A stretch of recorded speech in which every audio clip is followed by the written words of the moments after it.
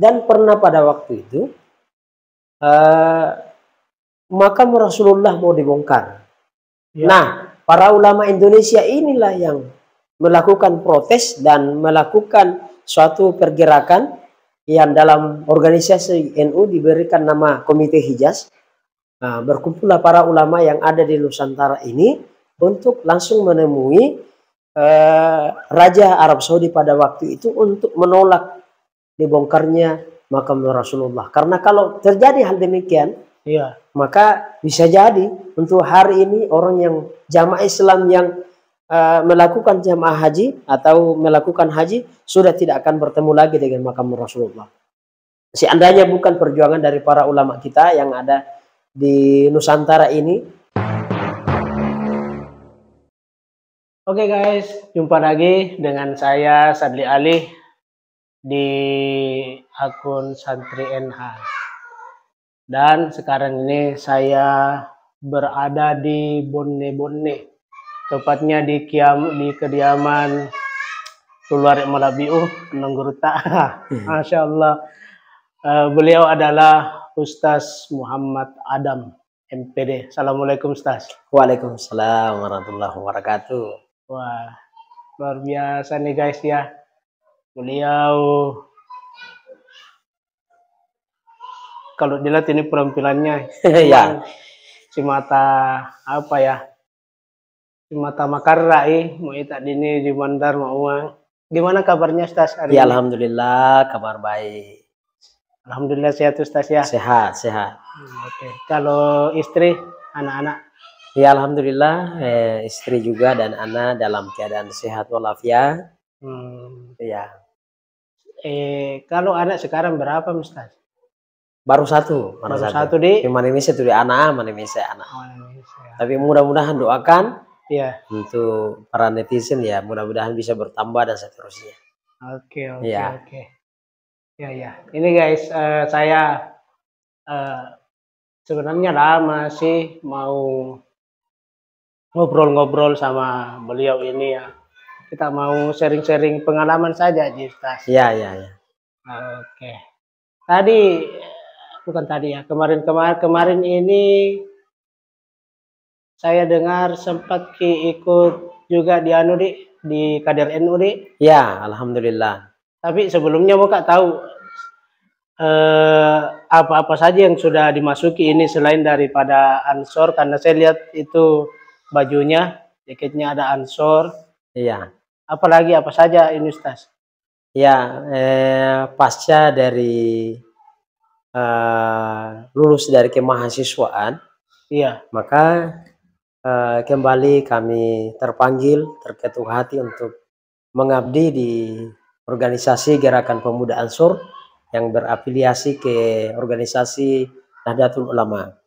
Nah, di Gerakan Ansor ini kami mengabdikan diri mulai dari pimpinan anak cabang di Kecamatan Bulo. Setelah itu masuk pada pengkaderan tingkat lanjutan untuk PKL, kemudian ditarik untuk masuk di pimpinan wilayah di Gerakan Pemuda Ansor Provinsi Sulawesi Barat. Iya. Sampai mengurusi Sulbar ya? Iya, alhamdulillah. Ansor ini. Alhamdulillah untuk hari ini masih mengabdikan diri sebagai kader Gerakan Pemuda Ansor dan diberi amanah sebagai pimpinan wilayah dan sebagai instruktur untuk pengkaderan tingkat dasar. Oke. Itu kalau pengkaderannya Ansor setiap kapan baru ada lagi? Itu tidak menentu jadwalnya karena masing-masing pimpinan cabang maupun pimpinan anak cabang itu mengagendakan atau memprogramkan untuk dilaksanakannya pengkaderan. Jadi misalnya beberapa hari yang lalu kami dari Mamasa itu ada kegiatan juga di sana, telah dilaksanakan Komperwil, konferensi wilayah untuk pergantian pimpinan wilayah. Kemudian beberapa bulan yang lalu kami dari Mamuju Tengah untuk melaksanakan kegiatan diklat terpadu dasar itu untuk pengkaderan Ansor dan Banser yang untuk tingkatan dasarnya. Sama juga di Majene dan Mamuju Pulau Ali Mandar.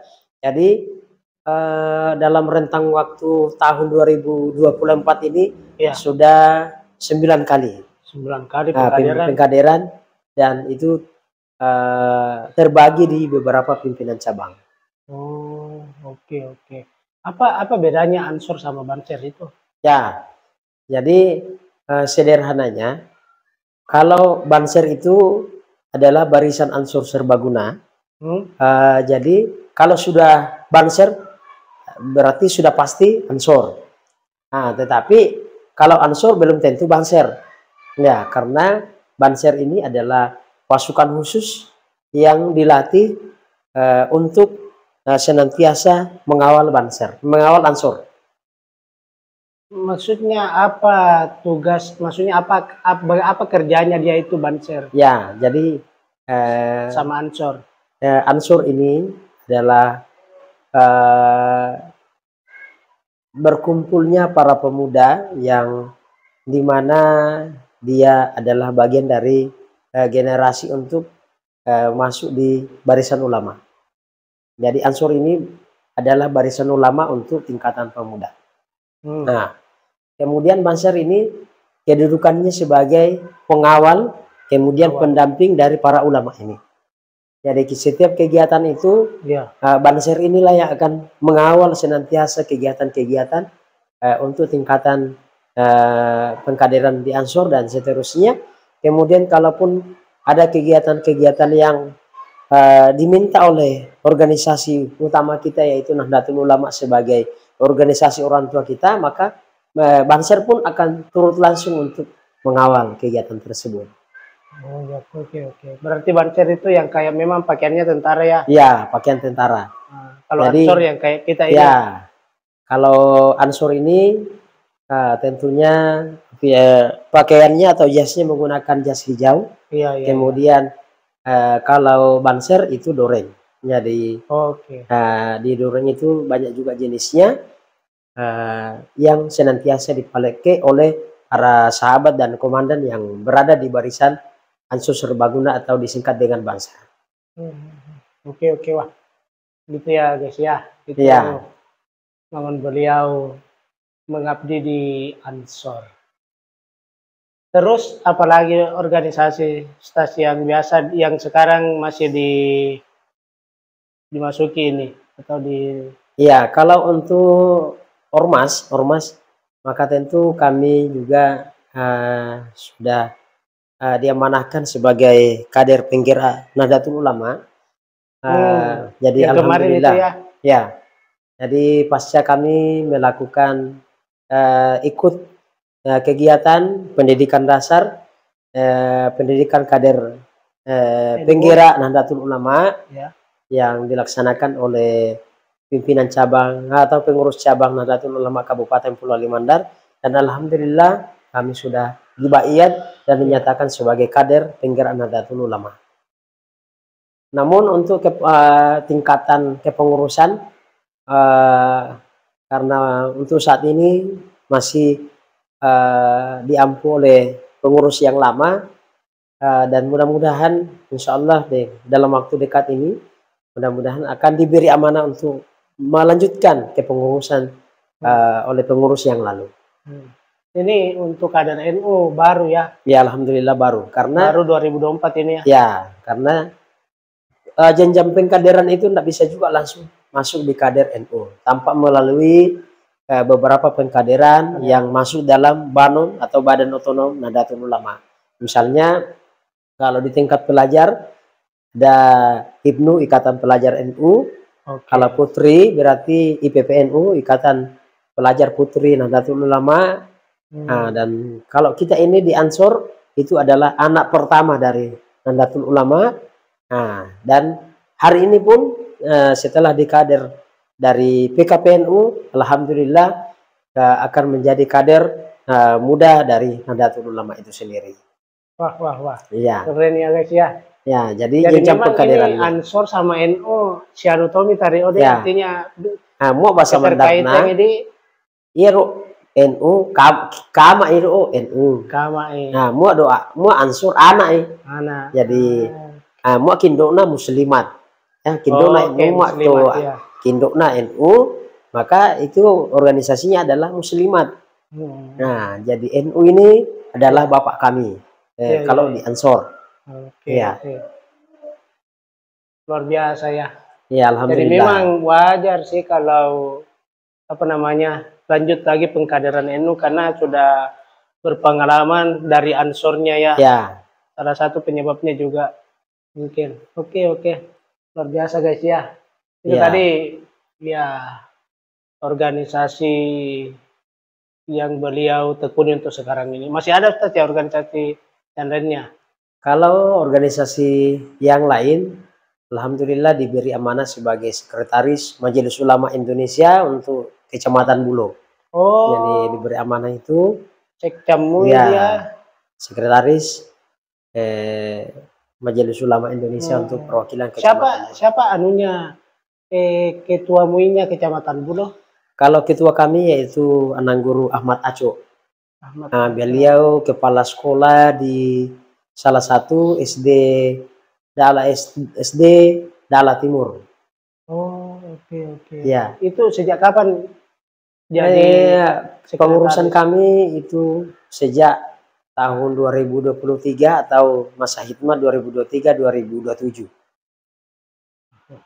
Dan Ya, artinya ketika diberikan amanah untuk mendampingi beliau sebagai sekretaris langsung siap ya? ya alhamdulillah karena eh, ini eh, Gerakan Pemuda Ansor, kemudian Nahdlatul Ulama dan Majelis Ulama adalah salah satu rangkaian organisasi yang saling berkaitan. Ya, tidak ada yang berseberangan Iya, dan iya. mereka juga masing-masing memiliki visi yang sama untuk mempertahankan ulama, kemudian untuk mempertahankan negara kesatuan Republik Indonesia.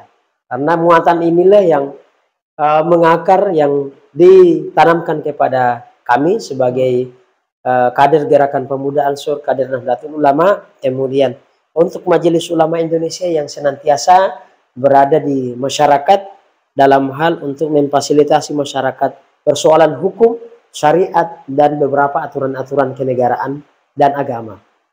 Oke, oke.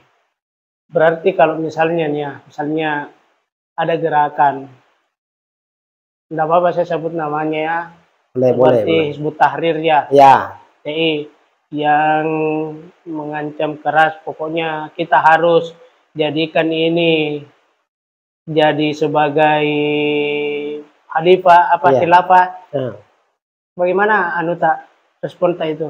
ya, jadi dalam hal merespon dari salah satu organisasi Hizbut Tahrir Indonesia yang HTI, secara kelembagaan, lembaga tersebut memang di Indonesia ini sudah dibekukan dan masuk dalam kategori lembaga yang dilarang untuk berada di Indonesia. Karena dari gerakan HTI ini, Ya, dia mau mengganti asas Pancasila, dasar negara kita adalah Pancasila, ya, untuk berasaskan khilafah. ya. Nah, itu sangat bertentangan dengan Pancasila. Karena Pancasila ini pun itu sudah sangat berasaskan atas dasar Islam.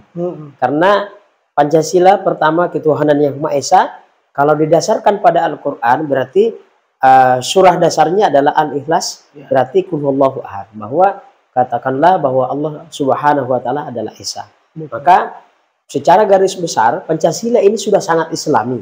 Hanya saja Indonesia ini kan diperjuangkan oleh beberapa agama. Ada Islamnya yang notabene adalah mayoritas memeluk ajaran agama Islam yang dipeluk oleh bangsa Indonesia itu sendiri. Hanya tidak bisa kita nafikan ada saudara-saudara kita yang beragama Kristen, kemudian Protestan atau Katolik, kemudian ada juga Hindu, kemudian Buddha, ada juga Konghucu dan lain sebagainya. Nah, ini yang harus kita rangkul karena sejak kemerdekaan Indonesia ini kita berada di Indonesia ini aman-aman saja, tidak pernah dibenturkan persoalan agama. Justru dengan perbedaan keyakinan ini yang menjadikan Indonesia ini sangat moderat dalam beragama, sehingga kerukunan antara umat beragama ini senantiasa terjalin. Misalnya salah satu dari kami pernah suatu peristiwa, ada pasukan atau komandan kita Banser yang pada saat itu menjaga gereja yang sedang merayakan Natal, dan terjadi pemboman di gereja tersebut. Dan dengan kejadian itu para Nasrani pun sangat memberikan apresiasi yang setinggi-tingginya kepada Banser yang telah berani untuk menjaga gereja, walaupun itu adalah perayaan yang di luar dari Islam. Nah, makanya di negara ini sangat didengung-dengungkan untuk senantiasa menjaga negara Kesatuan Republik Indonesia yang berasaskan Pancasila, karena nilai-nilai kemanusiaan sangat berada di dalamnya. Iya. Berarti sebenarnya yang bikin kacau ini orang Islam di sendiri ya. Iya. Bukan masalah non-Islamnya, Kristennya, apanya, Ya. itu orang Islam sendiri nih. Iya. Sehingga inilah salah satu tujuannya NU. Ya, jadi pernah suatu ketika dalam sejarah pernah itu kan Arab Saudi ini rajanya dia berafiliasi ke apa istilahnya, organisasi, dia mazhabnya ke Wahabi. Dan pernah pada waktu itu makam Rasulullah mau dibongkar. Ya. Nah, para ulama Indonesia inilah yang melakukan protes dan melakukan suatu pergerakan yang dalam organisasi NU diberikan nama Komite Hijaz. Nah, berkumpullah para ulama yang ada di Nusantara ini untuk langsung menemui Raja Arab Saudi pada waktu itu untuk menolak dibongkarnya makam Rasulullah. Karena kalau terjadi hal demikian, Iya. maka bisa jadi untuk hari ini orang yang jamaah Islam yang melakukan jamaah haji atau melakukan haji sudah tidak akan bertemu lagi dengan makam Rasulullah. Seandainya bukan perjuangan dari para ulama kita yang ada di Nusantara ini, yang diwakili oleh Kiai Haji Wahab Hasbullah yang ada di Indonesia pada waktu itu beserta dengan beberapa para ulama lainnya yang melakukan gerakan Komite Hijaz, dan alhamdulillah hasilnya bisa diterima oleh Arab Saudi, oleh Raja Arab Saudi tersebut, dan sampai pada hari ini makam Rasulullah itu terawat dengan baik. Iya. Oh, iya. Saya baru tahu itu ya. Itu kisahnya ternyata ada keinginannya orang-orang Arab ingin menghancurkan makam. Iya. Tapi karena perjuangannya ulama Indonesia, Iya. akhirnya tidak jadi. Ya, alhamdulillah dengan perjuangan para ulama kita, beberapa peristiwa penting di dunia ini itu diakui oleh dunia bahwa para ulama Indonesia inilah yang senantiasa berjuang untuk menyelamatkan ajaran agama Islam sehingga kokoh sampai pada hari ini. Dan alhamdulillah pada hari ini Nahdlatul Ulama sudah menjadi pelopor untuk kemaslahatan umat di dunia ini. Karena sudah ada beberapa negara yang berkiblat ke Indonesia untuk mempelajari bagaimana menata agama dan negara ini untuk senantiasa sehaluan dalam melakukan suatu pergerakan. Karena banyak di negara luar sana mengakunya Islam, tetapi seringkali melakukan bentrok di antara mereka karena banyak kepentingan di dalamnya. Oke. Iya. Jadi memang sekarang ini luar biasa sekali perannya NU ya. Iya, alhamdulillah. Tidak hanya di Indonesia, bahkan sampai ke luar negeri menjadi solusi. Ya. Jadi salah satunya yang beberapa negara itu adalah Afghanistan. Afghanistan ini dia mendirikan cabang Nahdlatul Ulama dan dia beri nama NUA, Nahdlatul Ulama Afghanistan. Jadi itu sudah ada beberapa utusan atau delegasi dari pengurus besar Nahdlatul Ulama untuk memberikan contoh bagaimana mengelola negara, mengelola agama di negara Afghanistan ini. Dan alhamdulillah mereka sudah berjalan ini dan sudah mulai terlihat hasilnya, dan pelan-pelan beberapa negara ini sudah mulai akur, beberapa kelompok atau sekte di sana sudah mulai melakukan suatu gerakan di mana pelan-pelan untuk bisa menerima satu dengan yang lain. Oke, oke. Ya, alhamdulillah bangga dengan Indonesia, termasuk bangga dengan ini para ulama-ulama NU. Iya. Termasuk juga mungkin bagaimana tanggapan kita ini, Anda, saya tentang kita punya di Mandar ini ada namanya Ustadz Masud Saleh. Iya. Yang beliau mungkin satu-satunya orang Mandar yang sebagai pengurus NU nasional ya. Iya. Alhamdulillah dengan bergabungnya Komandan Masud Saleh, karena dulu dia Kasat Kornas dari Banser dulu. Oh, ya. Itu masih berada di organisasi Gerakan Pemuda Ansor, dengan trik rekor beliau yang telah berhasil untuk memberikan jati diri sebagai Gerakan Pemuda Ansor, sehingga dari pimpinan atas melihat bahwa salah satu Komandan Masud Saleh ini sudah sangat layak untuk ditarik ke pengurus besar Nahdlatul Ulama, atau yang berada di pucuk pimpinan Nahdlatul Ulama paling tinggi, yaitu bergabung di PBNU atau pengurus besar Nahdlatul Ulama. Dan alhamdulillah beliau diberikan kepercayaan sebagai wakil sekretaris jenderal PBNU dan menjadi korwil untuk wilayah Sulawesi. Ya. Jadi beliau adalah panutan kami dalam hal berorganisasi di Gerakan Pemuda Ansor dan di Nahdlatul Ulama. Oke. Bangga ya punya beliau. Oh, ternyata juga memang beliau ini dari Ansornya juga ya dilihat sehingga ditarik naik jadi pengurus PBNU. Jadi memang tidak artinya tidak bisa juga langsung mau jadi pengurus ini kalau belum harus ada tahapan-tahapannya juga ya. Jadi tentu kader-kader yang berpotensi dan betul-betul mengabdikan diri kepada organisasi inilah yang akan dilirik oleh pimpinan kita.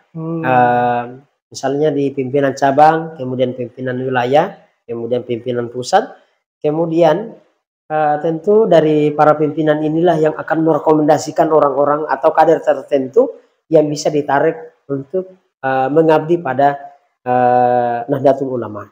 Tidak semua kader, tapi semua kader berpotensi untuk bisa dilirik atau dipromosikan oleh pimpinan. Oke. Seperti begitu ya. Saya kira itu kemarin ya semua maunya saja. Mungkin jadi pengurus NU, ayo ternyata memang ada dilihat anunya ya. Tidak sembarang juga. Tidak sembarang. Jangan sampai ini orang Wahabi dikasih masuk di anu. Ya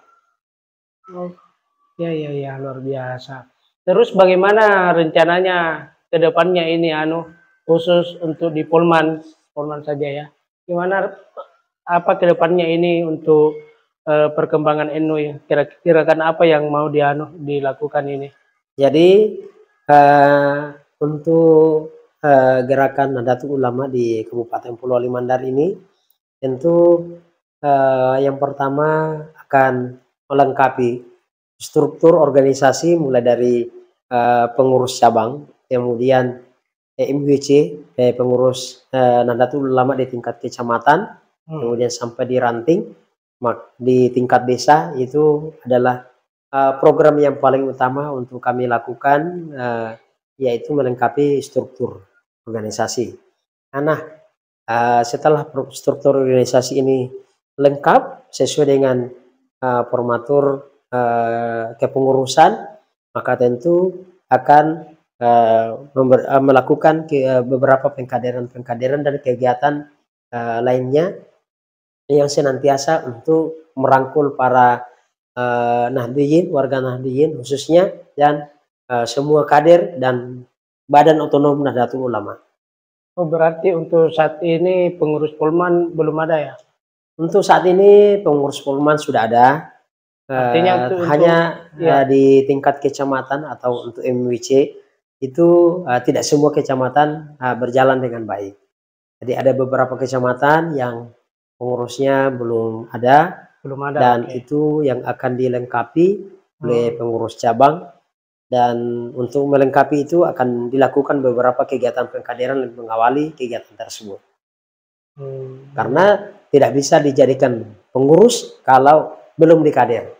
Itu intinya. Itu intinya ya. Tidak bisa menjadi seorang pengurus kalau belum dikader, karena pengkaderan inilah kita akan mengenali organisasi dan menanamkan nilai-nilai yang terkandung dalam organisasi tersebut. Ya. Oke. Berarti setelah struktur kepengurusannya sudah baik, sudah sempurna semua, baru dibentuk pengkaderan. Ya. Begitu deh. Kemudian di sela-sela itu akan dijadwalkan secara rutin kegiatan-kegiatan, misalnya istighosah. Kemudian kita akan melakukan misalnya zikir akbar dan seterusnya. Nah, itu adalah rangkaian-rangkaian kegiatan amaliyah yang akan senantiasa dijalankan. Terus itu kalau ada aktifnya ini pengkaderan NU, bagaimana dengan Ansor? Apakah tidak akan menghilangkan lagi ini Ansor? Jangan sampai fokusnya di NU, kemudian Ansor menjadi terlupakan. Kalau kami sebagai kader, kalau jenjang pengkaderan itu tidak tinggal kita akan pilih, ya, apakah tetap mau di Ansor atau mau fokus di Nahdlatul Ulama, di NU, karena ini juga bagian dari NU. Jadi tentu kami sebagai kader, karena tugas saya sebagai instruktur untuk kegiatan pengkaderan Ansor itu tetap akan kami jalankan.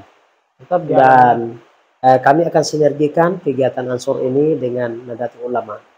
Jadi semua akan jalan, tinggal kita akan melihat sesuai dengan proporsionalnya. Oke. Wah, mantap ya, luar biasa memang beliau ini, guys ya. Ini kalau kalian tahu, ini baru, ini organisasinya belum, ini masuk pekerjaannya yang di dalam ini ya, saya bahas ya. Baru ekstra kulikulernya di luarnya belum yang di dalam ini. Apalagi kerjaan-kerjaan di dalam ini, wah, Masya Allah, pasti sangat padat sekali. Beliau itu banyaknya jabatan-jabatan yang diambil saat ini itu ndak capek, ndak lelah, atau bagaimana kah? Ya, dalam hal ini banyak organisasi ya yang pastinya istri di rumah sangat mendukung juga, karena tidak akan mungkin kami bisa beraktivitas sebagaimana amanah dari organisasi tanpa dukungan dari pasangan di rumah atau istri di rumah. Jadi istri juga sudah sangat paham bahwa latar belakang saya selama ini berasal dari organisasi Ansor, kemudian Nahdlatul Ulama dan seterusnya. Itu memang dibutuhkan pengabdian. Jadi dengan berkah pengabdian inilah sehingga diberi amanah oleh negara untuk masuk sebagai penyuluh agama Islam dengan perjanjian kerja, jadi sebagai SN. Jadi tentu sebagai penyuluh agama Islam ini juga adalah bagian dari mengurus jamaah dan jamiah organisasi. Maka ya kami senantiasa upayakan, hanya saja resikonya ya kami biasa bermalam 3 malam, kemudian biasa pulang malam, jauh malam, ya gara-gara organisasi itu. Gara-gara organisasi. Tapi organisasi inilah yang senantiasa memberikan semangat yang besar kepada kami, dan kami yakin bahwa organisasi ini senantiasa memberikan keberkahan dalam hal untuk mengabdi kepada organisasi. Ya. Artinya menikmati medi. Ya, kita nikmati nih. Nikmati misalnya. Ya, dinikmati itu tidak sama berorganisasi. Iya. Karena itu sama organisasi dibutuhkan spirit, kemudian tenaga, bahkan materi kita, tetapi ya sebagaimana wejangan yang kami bahwa Anda Guru atau Hadratus Syekh Haji Asy'ari pernah berpesan kepada semua kader bahwa barang siapa yang mau mengurusi NU Nahdlatul Ulama, maka saya akan anggap dia sebagai santriku. Maka barang ketika dia menjadi santriku, maka akan saya jamin akan senantiasa mendapat keberkahan, kemudian akan senantiasa husnul khatimah beserta dengan 7 turunan. Itu ya. Nah, spirit inilah yang senantiasa tertanam pada kami sebagai kader Gerakan Pemuda Ansor, sebagai kader penggerak Nahdlatul Ulama, bahwa mengabdi di Nahdlatul Ulama tidak akan pernah rugi, justru akan mendatangkan keberkahan dan senantiasa akan dilindungi oleh para ulama. Mudah-mudahan dengan doa para ulama inilah yang akan mendekatkan diri kita kepada Rasulullah, mendekatkan diri kita kepada Allah Subhanahu wa Ta'ala. Karena secara sanad para ulama inilah yang nyambung sanadnya kepada Rasulullah. Nah, kalau sudah nyambung, maka yakin dan percaya bahwa apapun yang dilakukan selama kegiatan itu adalah baik, maka akan mendatangkan keberkahan. Iya.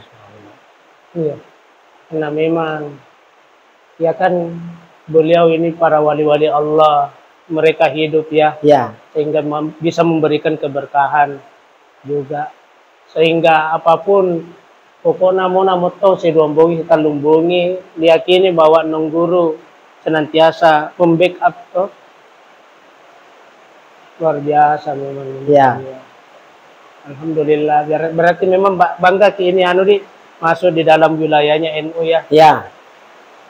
Jadi sebagai warga Indonesia, maka secara pribadi wajib hukumnya kita bernahdlatul ulama.